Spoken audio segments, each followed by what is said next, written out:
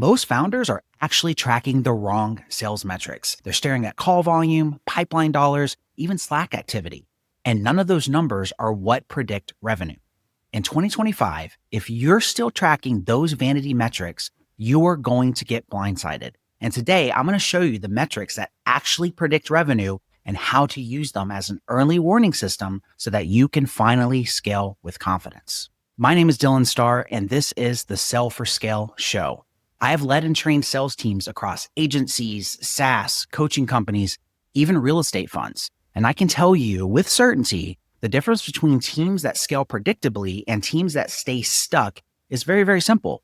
They just simply cannot track the right numbers. Not vanity metrics, not things that just keep you busy. I'm talking the few metrics that actually drive predictable revenue. All right, so here's the problem. Founders are often staring at the wrong dashboard. They obsess over activity counts, like, hey, my team did 200 calls this week. But busy doesn't mean they're actually being productive. And even worse, most people will inflate their pipeline volume. They'll say things like, we got 500K in deals just sitting in the CRM. But if those deals aren't actually qualified, then the number is very, very meaningless. And even worse, they will do things like cling to lagging indicators. And so by the time you know how much closed revenue you actually made, it's too late to fix anything. And we talked about this on the previous episode, right? You guys are hearing me talk about this over and over again about how leading indicators are way more important than lagging indicators. So we're going to touch on that even more so today.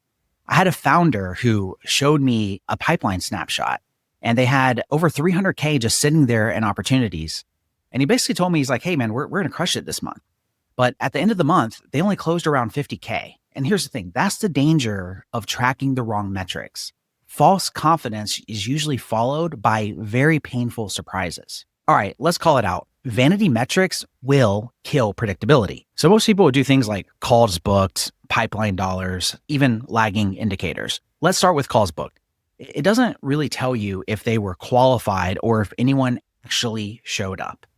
And when it comes to pipeline dollars, let's be honest, most reps will stuff deals in the CRM on purpose just to look busy. I mean, it's literally as simple as taking any contact, throwing it to the pipeline, adding a revenue to it. And so a lot of reps will do this just to inflate their numbers so that they can inflate their ego.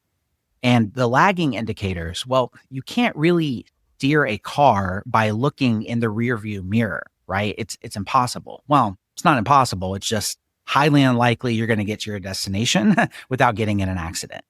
And yet, this is what most founders are actually watching.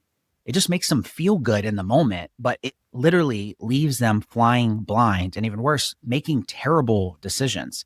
Predictable revenue doesn't come from how busy your reps are looking or even yourself. It comes from the quality of movement that people are going through in your actual pipeline. Hey, quick break before we dive back into the episode.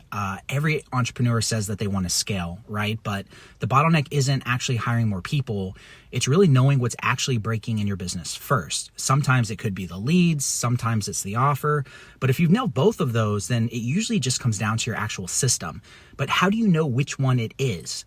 That's why I actually created a super quick scale diagnostic assessment. In only 30 seconds, you will know the number one thing that you need to fix before you decide to go and build and scale a team. Just check the link in the description. You'll be able to take it super quick, 30 seconds. All right, now back to the episode. So what metrics should we track? What actually matters? Metric number one, of course, show rate.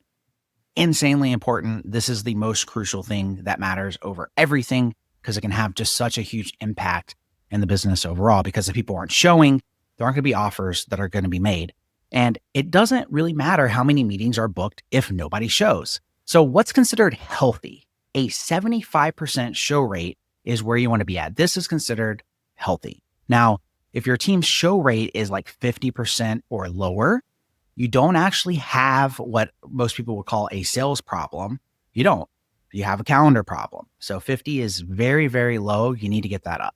A SaaS company I worked with had setters who were booking just tons of demos. And unfortunately, only half the prospects were showing. And of course, when this happens, typically what happens is the sales team, being the setters, are going to go to the sales reps of closers, and they're going to blame the closers. Happens every time.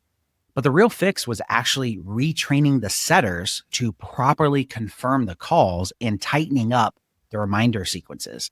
Even going and reviewing calls and realizing that, hey, like at the end of the call, they weren't actually selling the opportunity of showing up, right? They weren't really tying the pain of what was being said on their calls with the solution being to show up to the call. So just by tweaking that, within 30 days, show rates jumped by 20 points. And of course, more revenue actually followed.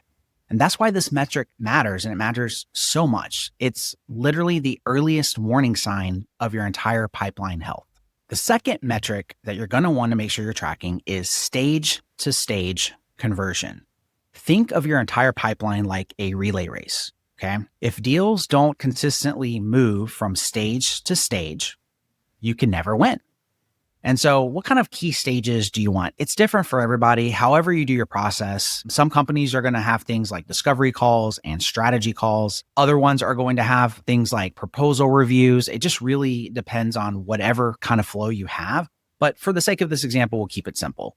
So let's say you start with lead qualification, okay? And you want to actually track how many qualified leads are going into a discovery call. And then from the discovery call, let's say you send out a proposal. So then you would track discovery call to proposal. Notice how, again, these are going by stages. So you'd have lead qualified moving over to discovery call. And then if they're a discovery call, then they move over to proposal, right? Because we want to move as many people over to proposals being out as humanly possible. And then from proposal, they would go to close, right? Did you send out a proposal? If so, did they close? Why or why not? Now, this is very, very key here. Notice how like in this example, we have a lead qualification as kind of like the first part of it. That's because you shouldn't be making offers in your pipeline to people who are not a good fit, that are not qualified, okay? So if you actually have people who are getting to the part where they're receiving proposals and they're not qualified, that in itself is going to be a problem. Like you don't want to actually try making as many offers as possible to people who aren't a good fit, because that's going to end up resulting in disaster. But more importantly, if you don't measure these transitions, then you're never going to know where the deals are actually dying. You're not going to know which part of the process is broken, which is important to track every single stage so you can see where it's getting stuck. I trained a media company where 70% of deals were dying in the discovery phase. I'm not talking like discovery call. This was an actual strategy sales call. I'm talking the discovery part of the sales call when you're actually asking questions before going and doing your presentation. And the founder, ironically enough, thought it was a marketing problem. But once we tracked the conversion rates, we realized that the reps weren't actually running real discovery. They were actually just pitching way too fast. So with the proper training and just fixing the discovery part of the calls, the stage that was in conversion actually doubled, and so did the revenue.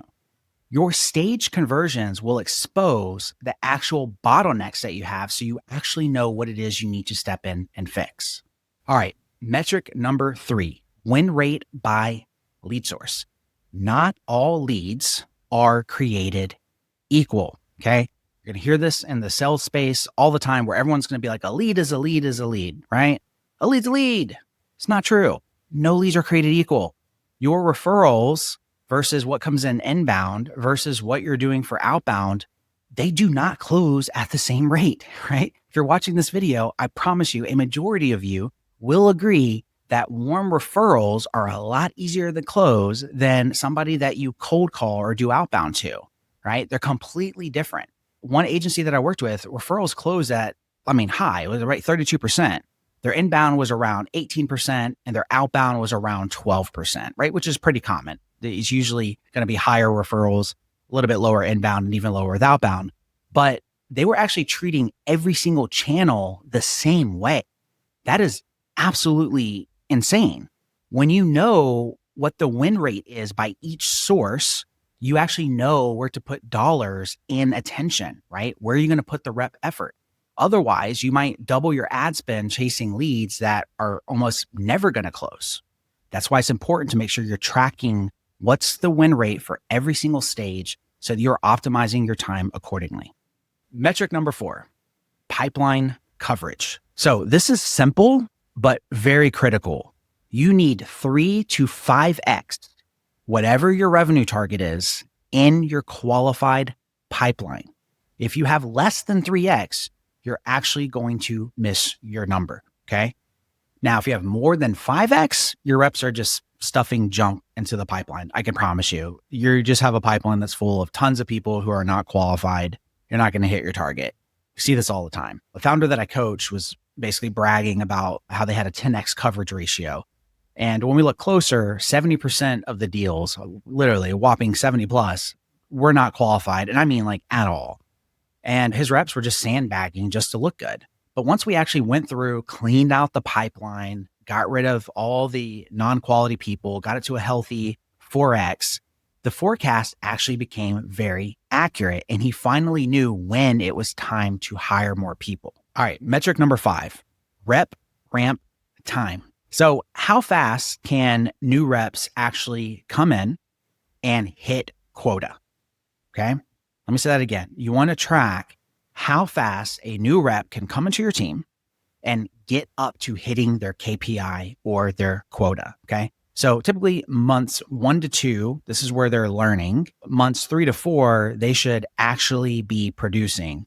And month 5 to 6, they should be fully ramped up. By ramped up, I mean they're killing it. They know exactly how to input their numbers. They know their daily tasks. They understand company values. They're hitting KPI.